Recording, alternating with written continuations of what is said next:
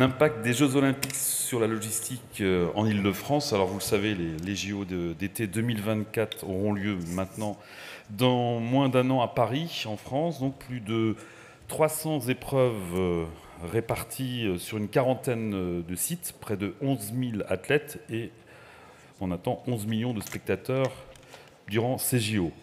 Alors l'organisation de cet événement mondial nécessite une planification logistique complexe et surtout sans précédent pour le déplacement des athlètes, des officiels, des spectateurs, et on l'oublie donc des biens, du matériel pour les compétitions, à l'alimentation des participants et du public. Alors lors de cette conférence, nous allons regarder les impacts directs et indirects des Jeux Olympiques sur le transport et la logistique, et la gestion donc des flux de marchandises, j'en parlais, qui doit être soigneusement planifié pour garantir des délais de livraison précis et une distribution efficace dans les différents sites olympiques que je citais à l'instant. Alors cela nécessite également une coordination étroite entre les organisateurs, les fournisseurs, les transporteurs et les autorités locales. Des groupes de travail ont déjà été mis en place, on va en parler longuement ce matin. Nous le verrons, donc tout est loin, en tout cas de ne pas être réglé pour l'instant. Enfin, à date, on fera un point dans un instant. Et puis, autre défi, l'objectif pour les organisateurs reste de donc diviser par deux l'empreinte carbone par rapport aux JO de Londres et de Rio.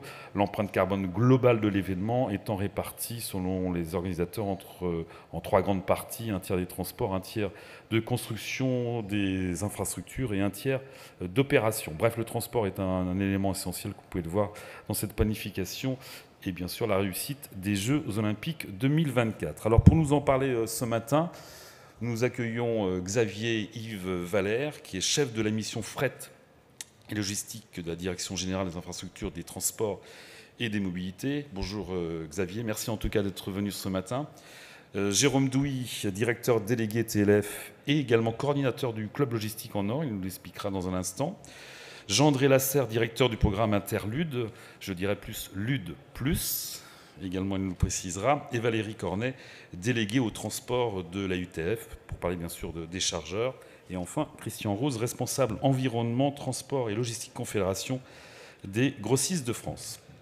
Xavier Yves Valère, je vais commencer par vous. Premier principe, en préparant cette conférence, vous me disiez les JO sont organisés dans la ville, là où la logistique existe déjà. Donc c'est toute une réorganisation, on va dire, d'un système transport et logistique. Oui, effectivement. En fait, le pari fou de la candidature de Paris 2024, c'est de faire des Jeux dans la ville. Et c'est la première fois qu'on va faire des Jeux Olympiques dans une ville et pas dans des stades.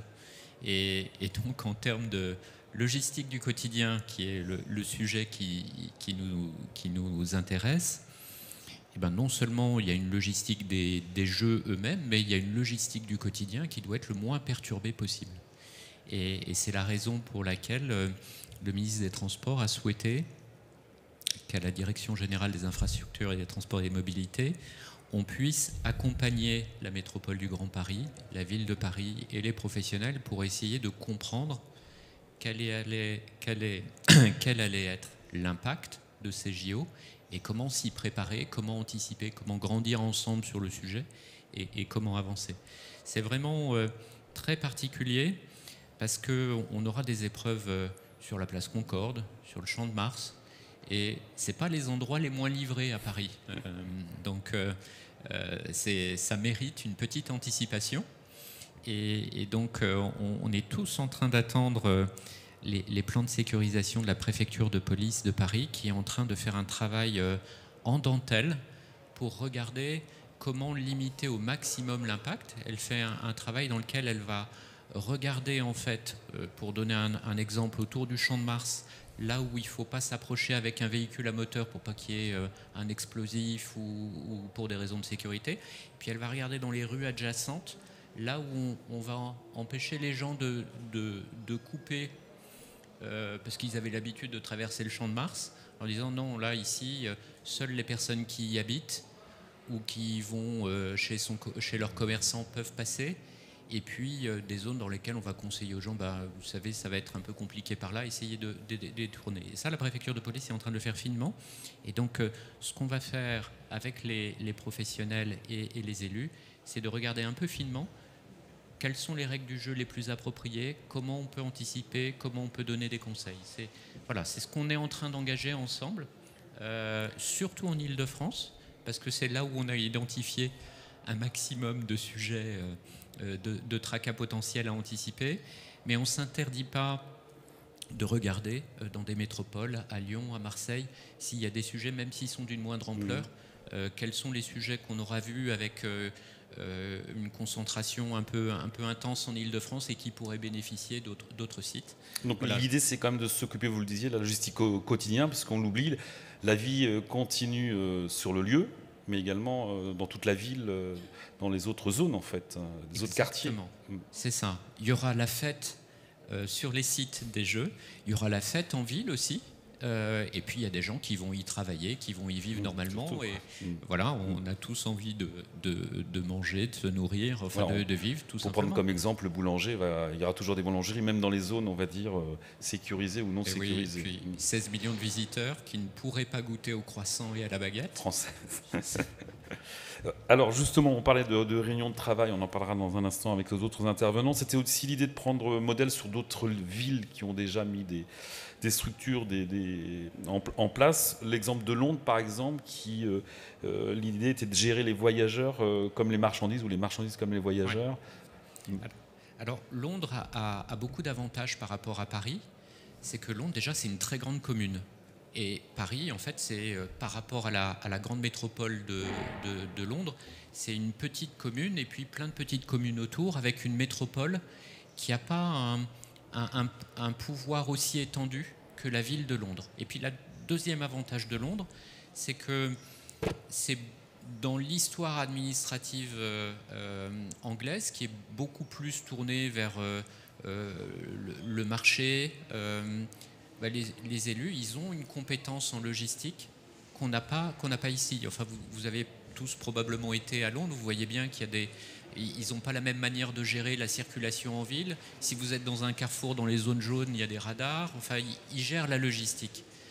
En France, ce n'est pas encore le cas. C'est quelque chose qu'on apprend à faire. Les ZFE nous ont un peu obligés à nous en occuper un peu plus, mais ce n'est pas notre tradition. Et ce qu'ont réussi à faire les Britanniques, c'est à modifier 54% des livraisons. C'est-à-dire qu'il fallait anticiper, et donc ils ont soit modifié, soit reporté 54% de leurs livraisons. Et donc ce qu'on va essayer de faire, c'est aussi bien. Alors, on a de la chance, comme nous, on n'a pas l'habitude de le mesurer, on ne pourra pas vous dire si on a réussi à faire 30%, 40%, 50%, mais enfin, on va essayer de le faire avec du transport demand management, comme disent les Britanniques, de la gestion de la demande de transport et de l'anticipation avec le groupe Lujop. Juste un mot sur les ZFE. Les règles vont être un peu plus assouplies pour les JO. C'est la grande question que se posent les transporteurs et les logisticiens.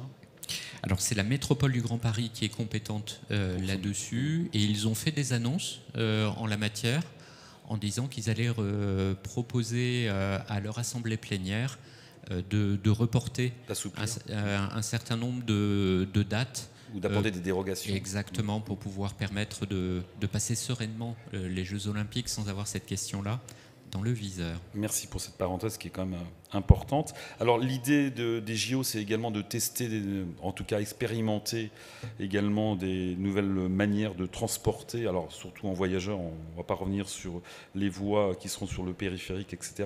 Mais là, pour le transport, la logistique, c'est plus de mettre en place des outils logistiques, car il n'existait pratiquement pas d'outils en fait pour gérer par exemple des parcours de poids lourds.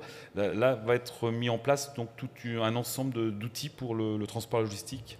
Oui, en fait, pourquoi le ministère des Transports s'occupe de travailler sur les Jeux Olympiques à Paris, c'est un peu iconoclaste.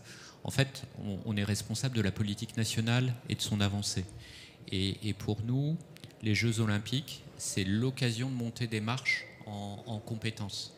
donc d'aider la métropole et la ville de Paris avec des nouveaux outils, d'essayer de regarder comment on peut mieux attraper le sujet. Donc vous verrez avec le programme Interlude comment on muscle le rapport entre les acteurs publics et les acteurs privés, comment on grandit ensemble. Du côté du ministère, on a à notre main plusieurs outils numériques qu'on a envie de tester. Première chose, c'est une base de données nationale des arrêtés de circulation. Alors ceux qui travaillent dans la logistique urbaine savent bien que ça fait des années qu'ils aimeraient avoir sur leur smartphone, comme on l'a dans nos véhicules particuliers, l'information des communes sur les contraintes de circulation de gabarit, de poids, d'horaire de livraison. Et c'est des choses qu'on peut avoir dans certains TMS, mais même ces logiciels, ils ont du mal à aller chercher l'information et du coup à vous la délivrer. Donc soit vous êtes dans une tournée d'habitués et vous connaissez votre secteur et ça a une valeur ajoutée, soit vous êtes dans une nouvelle tournée et vous avez beaucoup de mal. Et en fait, on a beaucoup de mal parce qu'il y a plein d'autorités responsables de la circulation et du stationnement et qu'on ne peut pas obliger un logiciel d'itinéraire comme un mormon de faire tous les états civils, regarder tous les arrêtés de circulation, les mettre dans une base de données et les mettre à disposition d'un logiciel d'itinéraire. Donc, on a créé une base de données nationale. Elle est standardisée. Elle permet en fait d'être exploitée directement par les logiciels d'itinéraire. Et on va la remplir, cette base de données nationale, avec tous les arrêtés de Paris, les arrêtés des communes de la Petite Couronne et puis les arrêtés d'exception. Parce que pendant les JO, il y a certains jours où vous pourrez circuler normalement et puis il y en a d'autres où vous ne pourrez pas circuler. Ce ne sera pas possible dans certaines zones.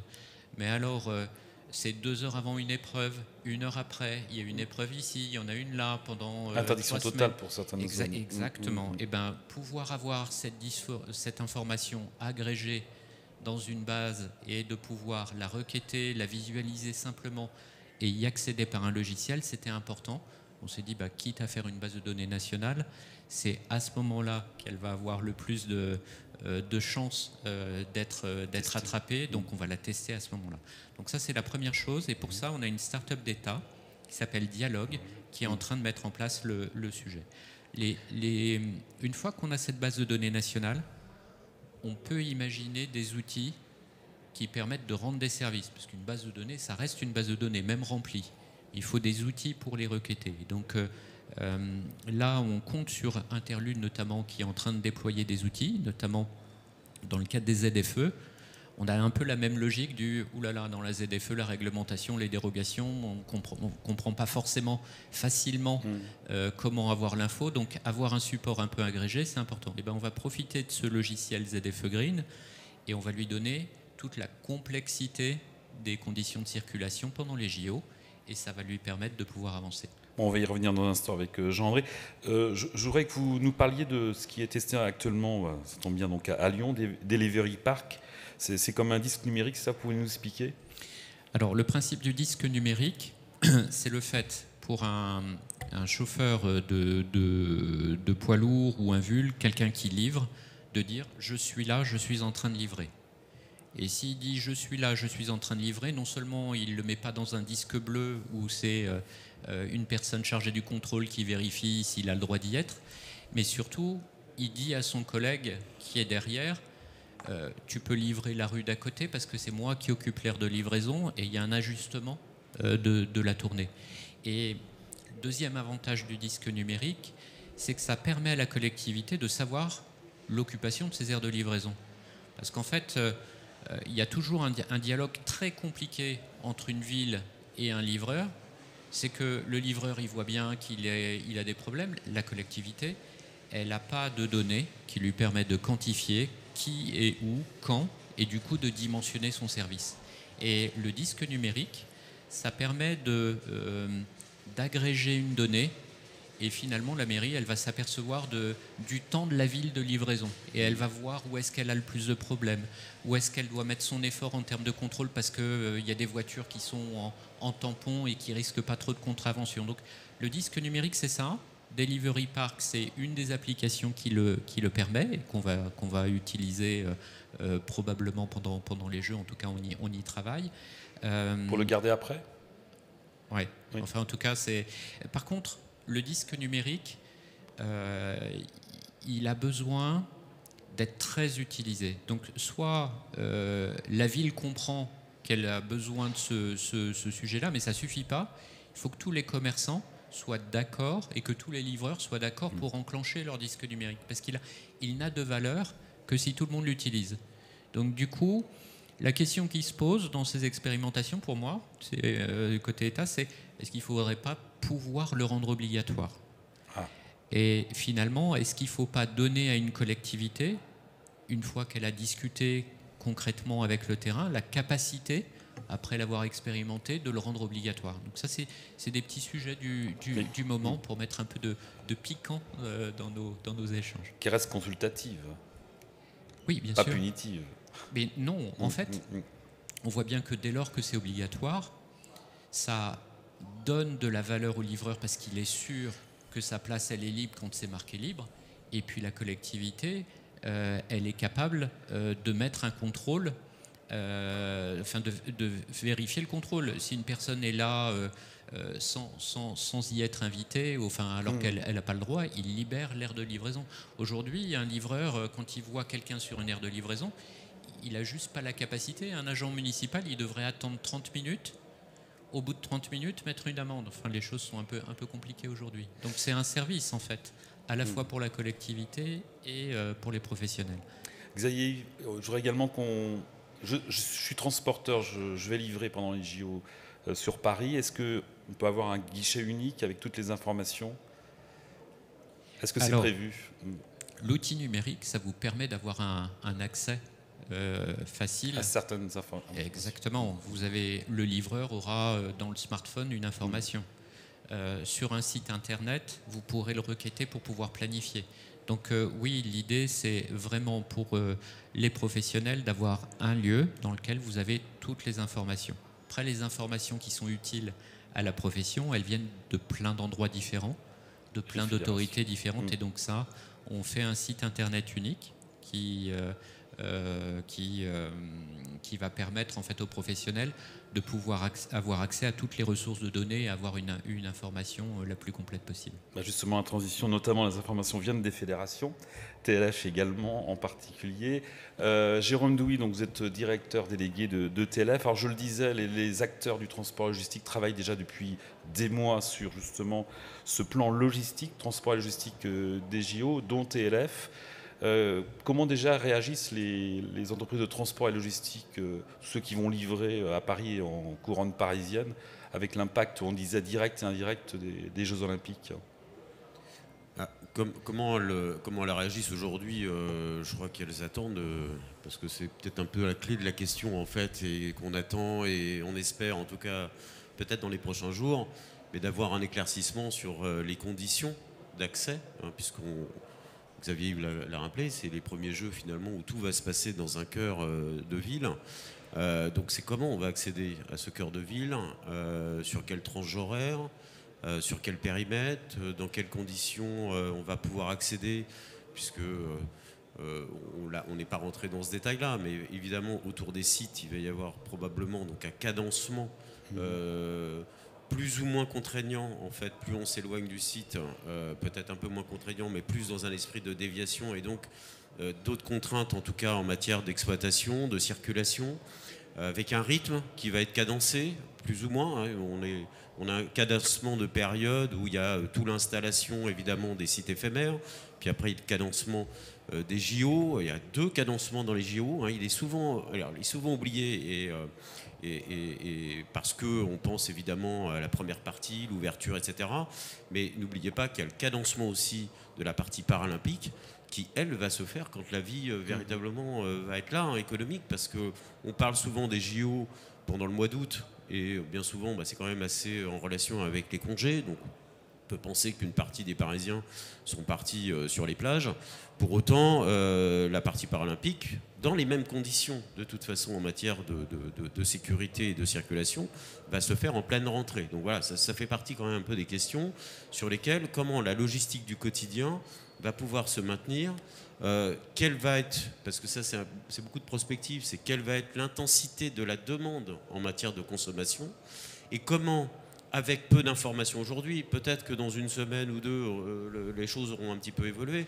Mais aujourd'hui, avec le peu d'informations qu'on peut avoir sur ces conditions, comment est-ce que les exploitations, l'investissement au niveau des entreprises de transport et logistique peut être bâti? On est en ce moment dans la préparation des budgets pour 2024. Donc imaginez bien la pression qu'on a de nos membres pour obtenir quelques petites informations, parce qu'eux-mêmes doivent se préparer en fait aux conditions d'exploitation, et s'ils doivent investir sur des véhicules, et s'ils doivent préparer à l'emploi ou à la formation, ça demande des mois en fait, et c'est aujourd'hui que ça se joue pour eux.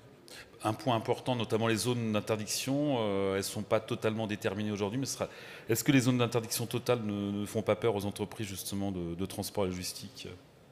Oui, en fait, je pense que c'est surtout enfin, l'interdiction totale. Je crois qu'on l'a plus ou moins dit. Il n'y a pas vraiment une interdiction totale. Elle va être régulée en fonction de la typologie du véhicule, probablement plus des sites. En tout cas, ça c'est pas un secret des dieux. Je crois que ça a été rappelé assez régulièrement. Il y a plusieurs périmètres, principalement un rose, un bleu. Le rose étant évidemment extrêmement proche des sites. Et la livraison ne sera pas interdite, mais elle va être cadencée probablement, soit pédestre ou soit en cyclo-logistique. Pour toute la partie bleue, et c'est là où en fait la question se pose, c'est quel est le périmètre et quelle est la distance de ces périmètres-là, sachant que tout est concentré et que d'un périmètre à un autre, on peut être rapidement sur une zone qui s'élargit d'une manière assez importante.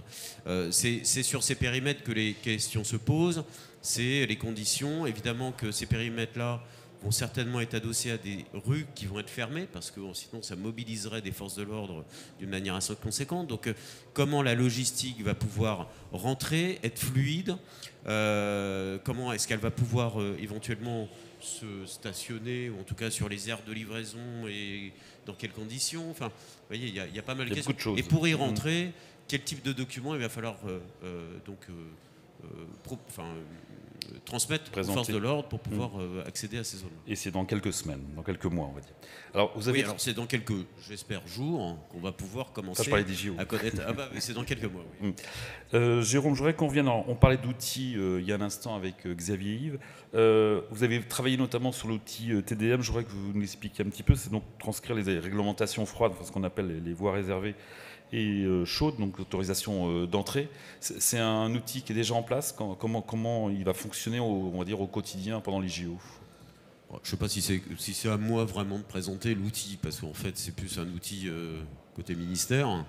Nous on l'accompagne. Alors on l'accompagne.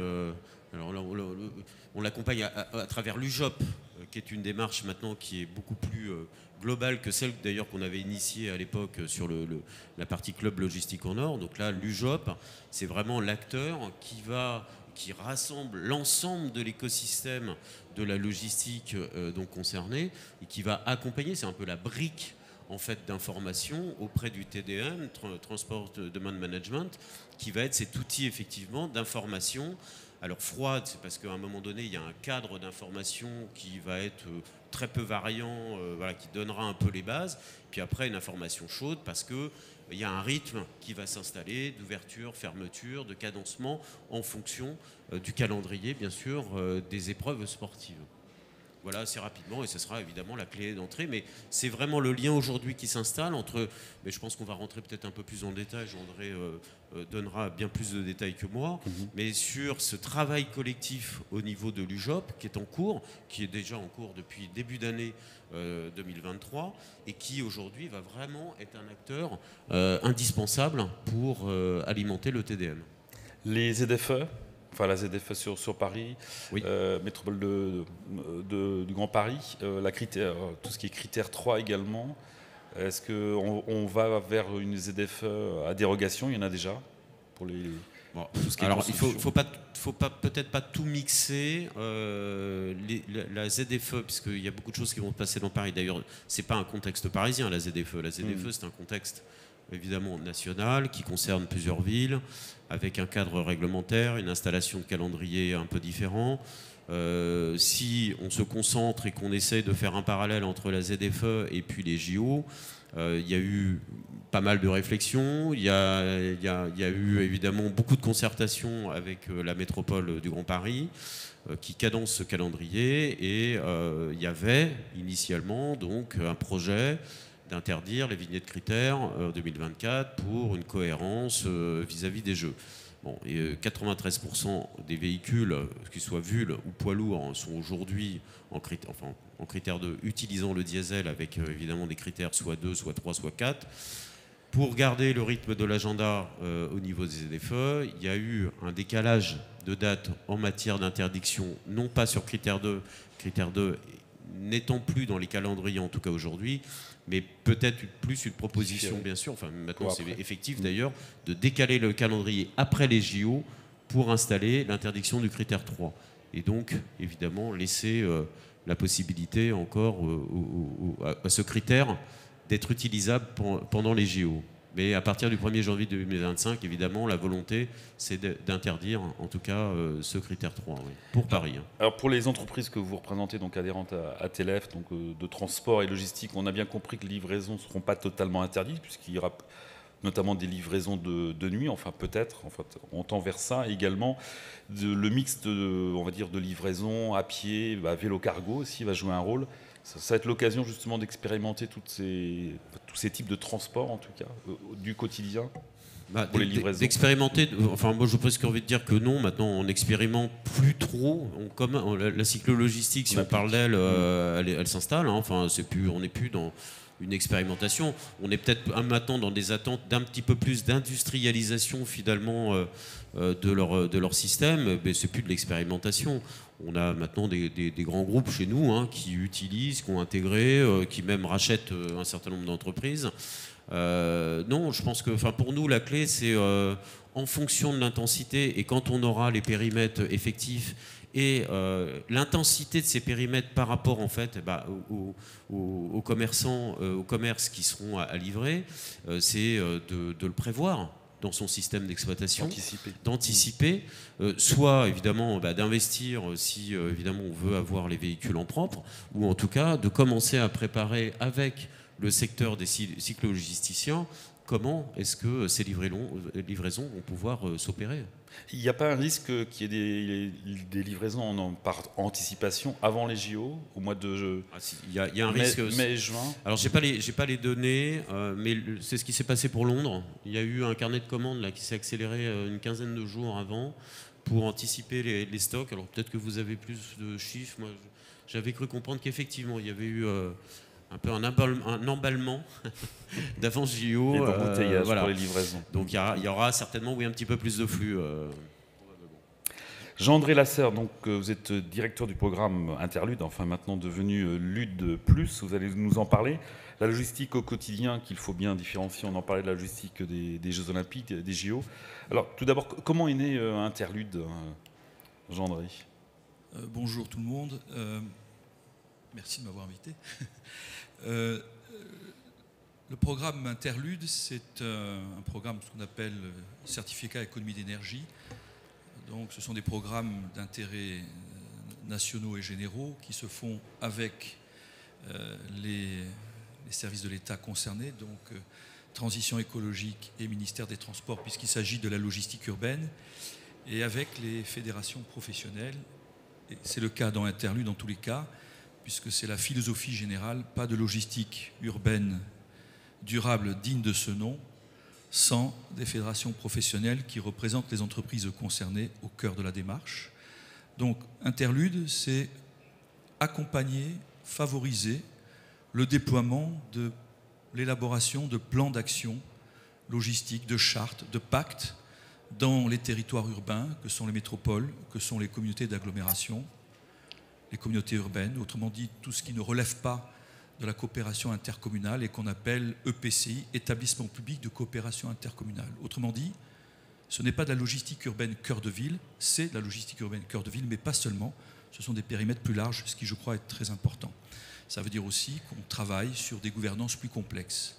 Et le principe de ces chartes, de ces pactes, de ces plans d'action, qui se déclinent sous forme de fiches actions concrètes par thème, c'est qu'il y a des gouvernances dans lesquelles on retrouve les acteurs économiques qui ont été référencés, désignés par les organisations professionnelles concernées par la logistique urbaine, j'y reviendrai, et puis deuxièmement les collectivités. Et nous accompagnons à la fois les acteurs économiques sur le terrain, dans ces territoires, par le biais de chargés de mission, mais il y a un accompagnement qui est effectué par un autre partenaire, qui est le CEREMA, puisque Interlude est porté par 3 acteurs, mais 2 principaux. Le CEREMA pour la partie collectivité territoriale et logistique low carbone pour la partie acteur économique. Et cet accompagnement, il est technique, mais il est également financier. Autrement dit, une collectivité qui veut s'engager dans la démarche, qui n'a pas de chargé de mission compétent, parce que jusqu'à présent, il n'y avait pas de politique de logistique urbaine, ce qui est très souvent le cas. On parle beaucoup de quelques villes où on a fait, mais il ne faut pas oublier toutes les autres. Il y a 257 EPCI relevant de communautés d'agglomération ou de métropoles en France. Donc vous voyez qu'il y en a beaucoup encore qui ne font que se lancer dans la démarche. Eh bien, on peut participer au cofinancement du recrutement du chargé de mission, qui sera en même temps formé, qui sera accompagné. On met à disposition des outils, ils ont des réunions tout le long. On peut cofinancer les diagnostics, puisque si on veut se concerter, pour bâtir un plan d'action concerté, il faut qu'on soit d'accord sur la compréhension que l'on a des enjeux de la logistique urbaine. Et puis ensuite, on peut bien évidemment financer des études complémentaires. Interlude, c'était j'essaie de convaincre des collectivités à s'y engager. Il y en a 41, ça représente à peu près 40% de la population active. Dans Interlude Plus, c'est 20 de plus. Priorité à celles qui doivent mettre en place des ZFE. On en avait déjà beaucoup en magasin qui étaient dans cette logique-là. L'intérêt pour nous, c'est de dissoudre, mais pas au sens négatif du terme, ou d'inscrire la problématique ZFE dans des politiques logistiques urbaines systémiques et non pas des entrées en silo. Et finalement, quelque part, de travailler sur quelque chose qui est beaucoup plus complet, complexe que le seul problème de la restriction. Et donc, dans ce genre de démarche, dans Interlude Plus, c'est 20 de plus, ZFE, et celles qui ont abouti à l'élaboration d'un plan d'action, on va les accompagner pour les mettre en œuvre. Alors, un point important, quand on parle d'acteurs économiques, donc je le disais, notre porte d'entrée, ce sont les fédérations professionnelles. Pourquoi ? Parce qu'elles sont légitimes, elles sont représentatives. Donc pourquoi se passer de cet outil clé ? Et deuxième chose, je me dépêche, c'est d'expliquer qu'il n'y a pas qu'un secteur. Il y a à peu près 25 fédérations, confédérations professionnelles qui sont concernées. On y retrouve le transport, on y retrouve le commerce de gros, la grande distribution, les déchets, l'hôtellerie-restauration, le commerce de détail, alimentaire, non alimentaire, et j'en oublie, la filière BTP. C'est l'idée qu'il n'y a pas une logistique, qu'il y a des logistiques, et que pour qu'on puisse les traiter correctement, c'est tout l'écosystème qui doit être mobilisé. Alors qu'avant, quand il y avait des démarches, c'était un peu parfois les plus gros qui étaient en capacité de se faire représenter, parfois c'était quelques secteurs, enfin tout ça a été très hétérogène. Si on veut aller vers des démarches qui s'apparentent à des politiques publiques, eh bien il faut qu'il y ait des conditions comparables ou ce que l'on attend d'une politique publique, de la concertation, et cette concertation elle doit être ordonnée, organisée, transparente. Et on arrive donc aux Jeux Olympiques. Donc, comment intervient Interlude et Lutte Plus, justement? On parlait des logistiques urbaines, des différents secteurs.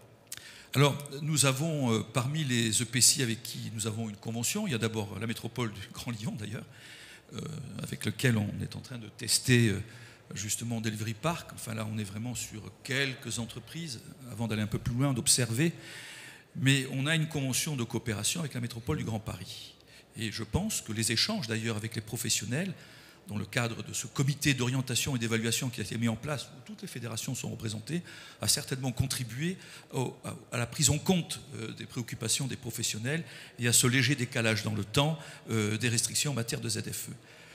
L'État, et plus particulièrement la DGITM, et plus précisément la personne en charge du fret, M. Xavier Valère, a trouvé que c'était la bonne entrée pour mobiliser les professionnels dans la préparation des Jeux Olympiques. La bonne entrée, c'est-à-dire la métropole du Grand Paris, puisque finalement, les flux logistiques ne commencent pas et ne s'arrêtent pas à Paris. Ils partent tout en amont, donc il fallait une échelle plus grande. Et comme il y a un problème de gouvernance en Ile-de-France, qu'il n'y a pas d'autorité organisatrice des transports comme à Londres, parce qu'à Londres, vous avez le Transport for London, qui est l'autorité organisatrice unique, qui gère aussi bien fret et voyageurs. Donc l'idée, c'est de travailler par une échelle telle que la métropole du Grand Paris et de fédérer toutes les associations, fédérations. Avec une originalité, c'est que comme on est sur un périmètre plus étroit, on va avoir pas simplement les confédérations, les fédérations, mais parfois les fédérations vont désigner leurs adhérents qui elles-mêmes sont des associations de proximité. Donc par exemple, on a l'association des commerçants de Paris-Bercy. Ça tombe très très bien parce que justement à Paris-Bercy, il va y avoir un site avec des épreuves. On a le comité des commerçants, enfin des commerçants au sens large du thème des Champs-Élysées. Ça tombe bien, il y a des hôtels, il y a des restaurants, il y a des commerces. Donc il y a une kyrielle de participants et c'est à peu près une trentaine de fédérations, associations, soit les fédérations en tant que telles, des adhérents qui désignent, donc une centaine de personnes qui sont mobilisées pour à la fois faire savoir quelles sont leurs préoccupations. Il y a une note qui a été envoyée par ces mesdames et messieurs à la préfecture de police qui, j'en suis certain, les aura inspirés. Et puis deuxièmement, là on est dans la phase, on intègre les règles du jeu, peut-être qu'on peut apporter des précisions, c'est ce que j'appelle les modes opératoires. Comme le disait fort justement Jérôme, de dire que quelqu'un peut passer parce qu'il livre, c'est une chose, mais comment est-ce qu'on prouve que c'est bien la bonne personne? Il y a eu un test qui a été organisé cet été qui a montré qu'il y avait parfois des petits problèmes entre les forces de l'ordre et celui qui livrait sur l'élément de preuve. Donc des choses, le diable est dans les détails, les réponses sont les détails. Et puis, d'autre part, c'est les outils qui vont permettre de fluidifier, qui vont permettre peut-être quelque part de réorienter les flux pendant les deux périodes. Parce qu'on parle beaucoup des Jeux pendant le mois d'août. Je voudrais juste rappeler qu'il y a les Jeux paralympiques et eux ont lieu en septembre quand les Parisiens sont de retour. En août, 40% de passagers en moins dans le système de transport en commun à Paris. Alors, vous parliez, Jean-André, de services numériques, d'outils numériques, notamment, alors il y a ZF Green, vous pouvez nous en parler? Alors, ZF Green, c'est un outil qui a été créé à la demande des professionnels et beaucoup, notamment des artisans du commerce de proximité qui voyaient arriver dans certaines EPCI ou dans certaines villes ces contraintes qui avaient du mal à se repérer. Donc on a bâti, c'est un site web, mais en même temps ensuite qu'on peut utiliser sur son mobile, qui permet de repérer où sont les ZFE, quelles sont les restrictions et les dérogations. Il y en a à peu près 280, elles ont toutes été analysées. Et donc vous pouvez naviguer à une échelle nationale, vous pouvez rentrer sur un territoire, et dans ce territoire, vous allez avoir le descriptif de ces restrictions, dérogations, de façon très concrète. Elles sont à jour, et vous avez également un itinéraire alternatif qui est proposé pour justement les contourner quand vous ne remplissez pas les conditions. ZF Green a été développé dans le cadre d'Interlude, il va être...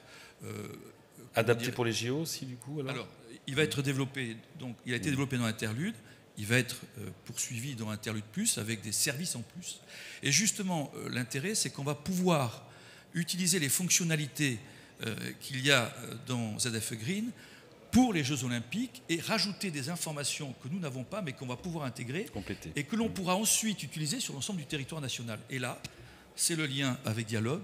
Dialogue, ce sont toutes les arrêtés de circulation, par exemple, restriction de circulation, stationnement, qui pourront, pour le coup, être intégrés dans ZF Green. Il y aura aussi toutes les règles exceptionnelles d'interdiction, ce qu'on appelle l'activation, désactivation des sites et des épreuves sur route, parce qu'on oublie beaucoup les épreuves sur route. Il y a des sites et des épreuves sur route. 5 pour les Jeux Olympiques, 6 pour les Jeux Paralympiques, dans lesquels on a de la course contre la montre, on a du 237 km, etc. etc.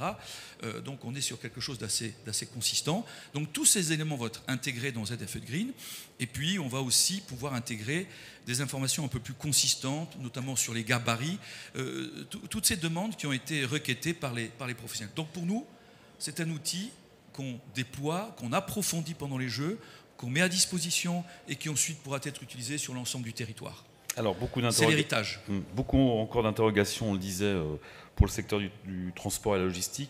Donc des voies réservées, on l'a bien compris, vont être mises en place. Il y a quand même le problème de date d'activation qui est important, qui n'a pas été encore décidé, alors qu'on est, je le disais, à quelques mois, quelques semaines des JO.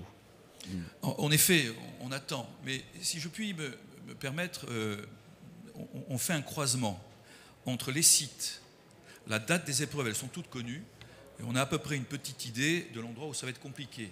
Il y a déjà des zones qui ont été citées pour lesquelles il n'y a pas qu'une épreuve, il y en a plusieurs.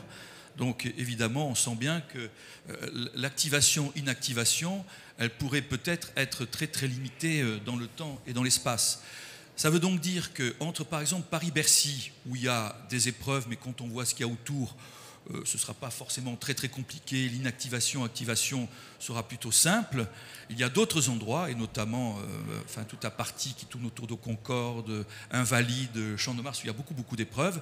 Là, il va falloir travailler à l'idée qu'il va falloir gérer les livraisons, donc gérer les aires de livraison, gérer les contrôles, organiser ces livraisons, organiser ces contrôles, prévoir des accès qui ont été paramétrés dans des lieux où la contrainte risque d'être permanente ou en tous les cas récurrente. Et donc c'est là qu'il faudra concentrer les efforts. Mais je voudrais insister sur un point, si je me puis permettre, quitte à être un peu long. On donne des chiffres, on dit 15 millions de visiteurs. À Londres, on avait les mêmes chiffres, mais il n'y a pas eu 15 millions de visiteurs. Parce que le maire de Londres, on le connaît, l'ancien Premier ministre, a tellement dit aux Londoniens qu'il fallait partir, que ça va être compliqué, barrez-vous, barrez-vous, barrez-vous, que finalement, il n'y a eu que les porteurs de billets qui sont venus. Or, des porteurs de billets, pour la partie olympique, c'est 3 millions. Donc, entre 3 millions et 11, vous voyez la différence. Et la deuxième chose, c'est là où il y a une difficulté, c'est qu'on est 3 millions de porteurs de billets, on va là où sont les manifestations. On ne s'intéresse pas au reste. D'ailleurs, les gens qui vont venir de l'étranger à Paris, ce ne sont pas ceux qui visitent les monuments culturels et musées. Ce sont des sportifs. Et donc, ils vont aller là où se déroulent les épreuves. Donc, la difficulté, elle se jouera à ces endroits très précis. Donc, tout l'enjeu, c'est bien de travailler. Moi, on appelle ça des zones, moi, j'appelle ça des patates. Parce que quand il faut travailler sur les superficies, il faut aller chercher au plus juste, avec une préoccupation quand même partagée par le COJO, qui lui s'occupe des flux propres aux Jeux Olympiques. C'est-à-dire qu'il y a des professionnels qui ont été désignés pour apprévisionner les sites où se déroulent les épreuves. Mais pour le COJO, pour l'État, pour la ville de Paris, je crois que tout le monde a un seul et même objectif, faire en sorte qu'il y ait une vie pendant les Jeux, éviter ce qui s'était passé à Londres. Parce qu'à Londres, il y avait des fan zones où c'était vide. Et donc, la préfecture, quand on parle de dentelle, c'est comment je fais pour que les choses puissent se faire de façon fluide, et en même temps, les problèmes de sécurité et de sûreté qui sont totalement légitimes. Donc, je fais le pari que les zones où sont les sites seront très très ramassés. Alors le COJO a d'autant plus intérêt que s'il ne le fait pas, il doit indemniser les commerçants qui doivent fermer. Donc ça pousse à finalement être très, très, très précis sur le choix des zones. Et puis ensuite, derrière, activation, inactivation, avec juste le problème de ces quelques zones où il y a une très grande concentration d'épreuves. Avec la difficulté, vous le disiez, donc, de lieux de compétition sur des lieux touristiques, les deux à la fois.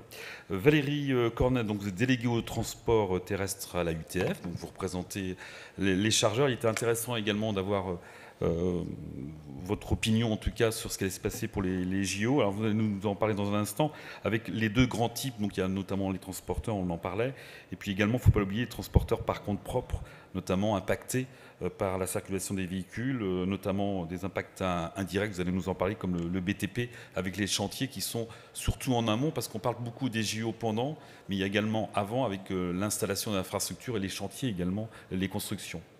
Oui, merci, bonjour à tous. Donc, effectivement, à la UTF, on rassemble les donneurs d'ordre au transport, tout secteur d'activité, avec deux grandes familles, ceux qui font du transport pour compte propre et ceux qui sont simplement des donneurs d'ordre au transport. Donc, transport pour compte propre, ils ont peu ou prou les mêmes contraintes qui ont été évoquées pour les transporteurs classiques. Donc ça va être des secteurs d'activité qui vont être directement impactés, ceux qui livrent la farine dans les boulangeries, ceux qui livrent le linge dans les hôtels ou les hôpitaux, par exemple. Et puis tous les secteurs produits de grande consommation, les déchets, le secteur des matières dangereuses également pour livrer les carburants par exemple, ou les gaz médicaux dans les hôpitaux. C'est là qu'on va se rendre compte qu'il y a beaucoup de choses voilà, donc les impacts sont extrêmement variés. Et en effet, donc, alors, ceux qui sont impactés directement, nous à la UTF on essaye de les sensibiliser au travers des travaux menés par l'UJOP, à anticiper, donc à diminuer, décaler, dévier, détourner leur flux, si j'ai bien retenu la leçon. Ce qui n'est pas forcément si évident, ça demande de l'anticipation et beaucoup de coordination avec leurs clients. Et c'est vrai qu'aujourd'hui, on peut dire on a encore quelques mois pour se préparer. Comme le disait Jérôme tout à l'heure, les entreprises sont en train de faire leur budget.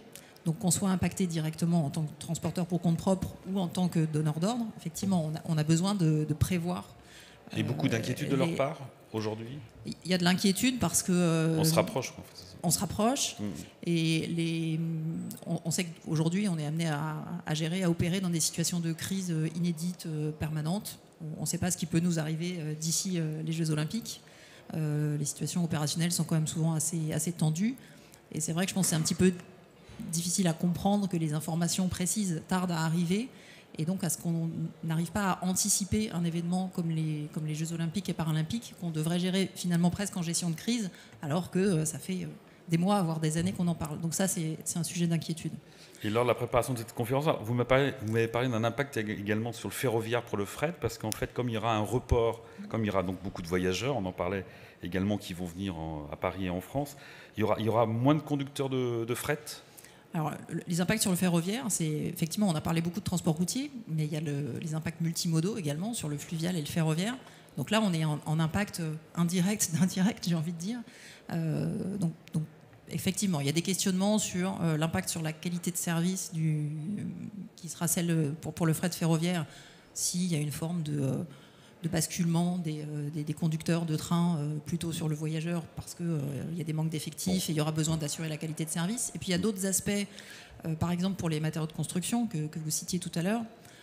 On imagine que le niveau d'activité des chantiers va être extrêmement réduit pendant les Jeux, mais pendant toute l'année 2024 en fait, puisqu'on parle des épreuves dans les stades, des épreuves hors stade, mais il y a aussi toutes les phases de préparation, d'épreuves tests, de montage, démontage, pendant la période estivale et pendant la rentrée. Et donc ça demande on ne sait pas exactement quel va être le niveau d'activité. Une entreprise qui a des flux ferroviaires, qui fait monter des granulats, par exemple en Île-de-France, à l'année, elle doit prévoir ça avec ses partenaires ferroviaires, les entreprises ferroviaires qui font l'attraction, les loueurs de wagons, de façon très anticipée. Le ferroviaire, ça se planifie à 12-18 mois pour la réservation des sillons.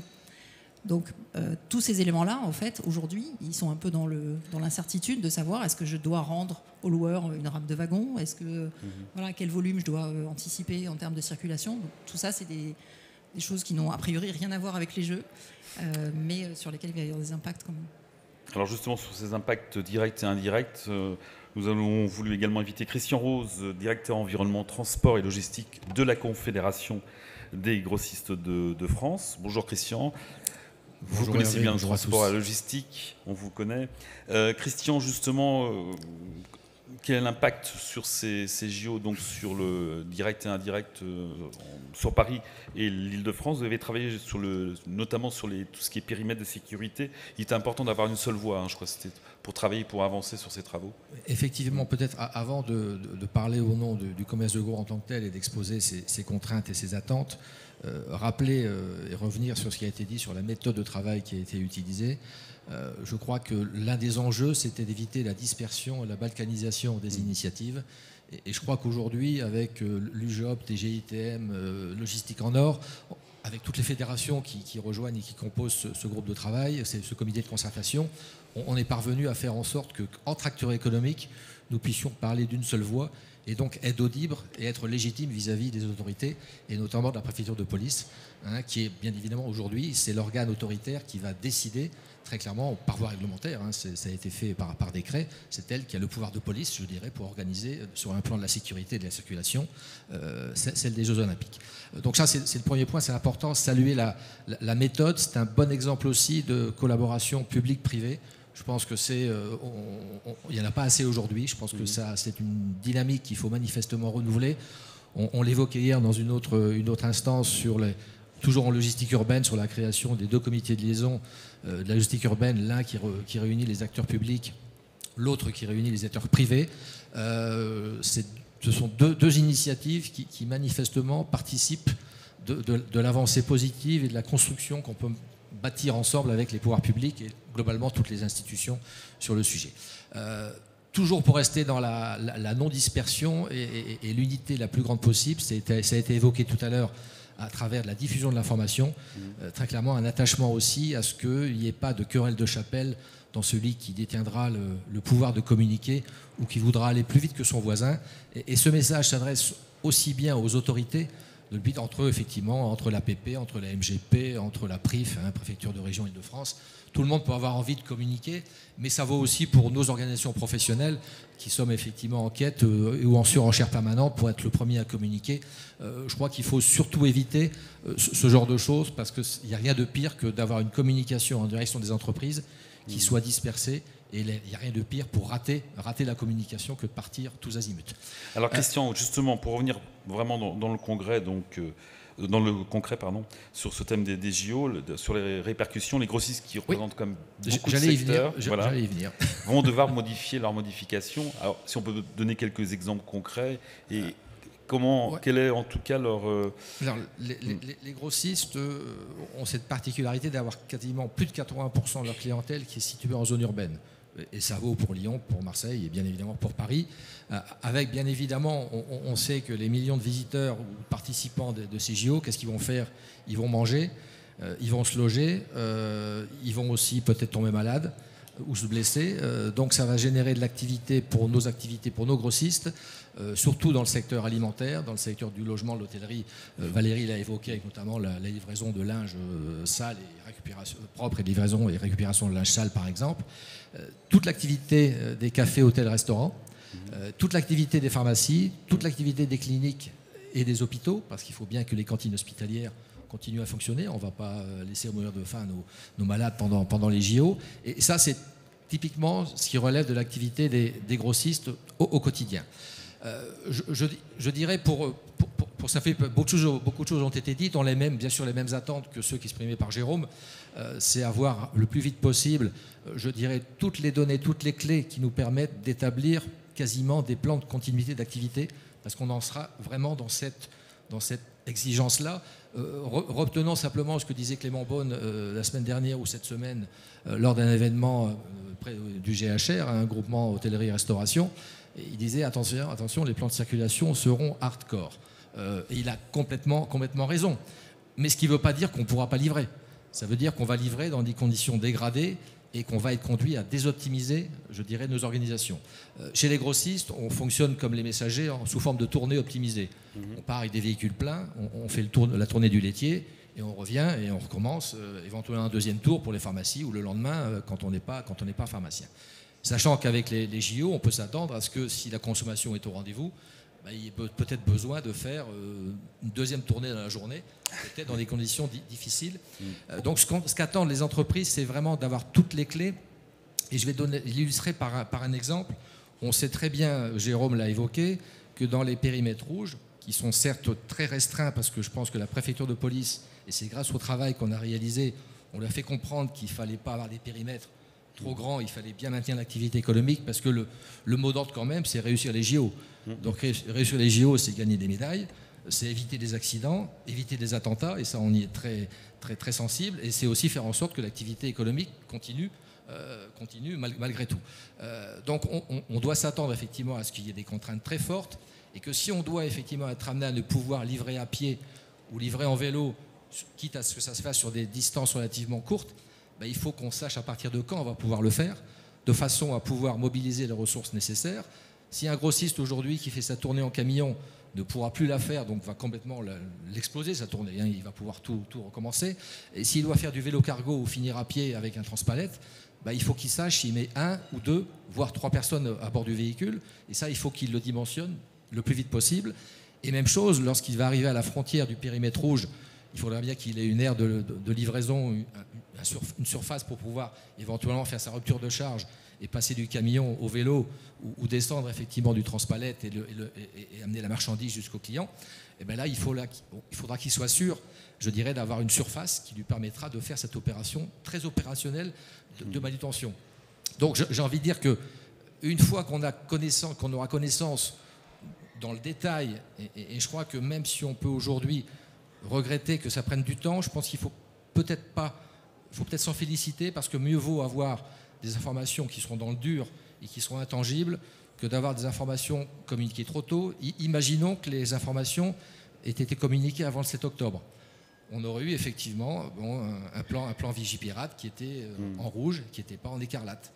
Ça change tout côté préfecture de police, donc c'est pas plus mal quelque part qu'on ait pris le temps, je dirais, de nous sortir quelque chose qui sera réellement dans le marbre. Maintenant, tout à l'heure, Jean-André évoquait les informations qui sont déjà aujourd'hui connues, et c'est vrai que même si on n'a pas la délimitation précise des périmètres, on sait très bien, donc les périmètres ne vont pas être sur des dimensions, on ne va pas faire des kilomètres carrés, il ne faut pas exagérer. C'est histoire de quelques centaines de mètres, notamment pour les périmètres rouges, donc autour des sites. Aujourd'hui, les entreprises, en connaissant les épreuves, en connaissant les sites olympiques, ont déjà pu commencer, pour peu qu'elles s'en soient intéressées, à identifier si elles avaient éventuellement des clients potentiels qui seraient impactés dans les zones. Donc je veux dire, aujourd'hui, on a déjà beaucoup d'éléments pour commencer à préfigurer ce que pourrait être un plan de continuité d'activité.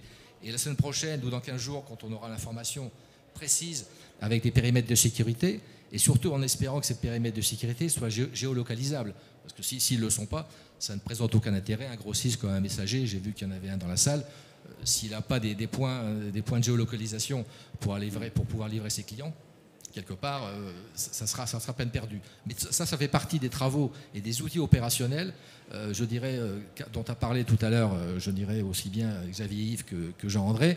Donc de traduire, je dirais, en langage logistique opérationnel des textes réglementaires. Il ne faut pas demander aux entreprises d'aller commencer à décortiquer des textes, aller voir tel arrêté, tel machin, tel truc. Ce n'est pas leur rôle. Il faut qu'on mâche le travail et grâce aux outils, et le digital le permet aujourd'hui, qu'on leur donne effectivement, mais par un guichet unique et pas par différentes voies, je dirais, tous les outils qui leur permettront, je dirais, de travailler. Donc vraiment un service tout prêt, hein, qu'elle ne s'occupe pas du back-office, qu'elle ne s'intéresse, je dirais, qu'au service livré qui leur sera offert. C'est aussi aux consommateurs d'anticiper. Vous parliez en préparant la conférence, prenons les cas d'un office notarial pour ses fournitures qui est dans une zone rouge. Tout à fait. Qui est un bon exemple, vous voulez expliquer, Christian? Oui, Valérie, évoquait la règle des 4D, hein, détourner, décaler, dévier, le dernier je l'ai oublié, diminuer, merci. Typiquement, l'exemple type, c'est d'anticiper et de faire en sorte de ne pas faire circuler des marchandises quand on peut faire autrement. Et je prends l'exemple effectivement de l'office notarié ou je dirais de toute autre administration. Pensez effectivement à faire livrer vos rames de papier avant le début des JO. Par exemple, c'est du bon sens. Mais il faudra le dire, ça fait le rôle du TDM dans la communication, de rappeler ce genre d'exemple en disant si vous pouvez, c'est pas du produit périssable, c'est pas du produit dangereux, c'est du produit dont vous avez besoin, dont vous savez que vous aurez besoin, plutôt que de commander, je dirais, une palette de papier, vous en commandez 2 et comme ça vous serez tranquille jusqu'en septembre, jusqu'à la fin des JO. Voilà, pour illustrer, et ça on peut le multiplier les exemples à l'envi. Celui-là, je l'ai en tête, il y en a vraisemblablement d'autres. Même pour les médicaments, la pharmacie, etc. La pharmacie, c'est un peu plus compliqué parce qu'on ne choisit pas quand on tombe malade. Hein, non, mais si on a des traitements.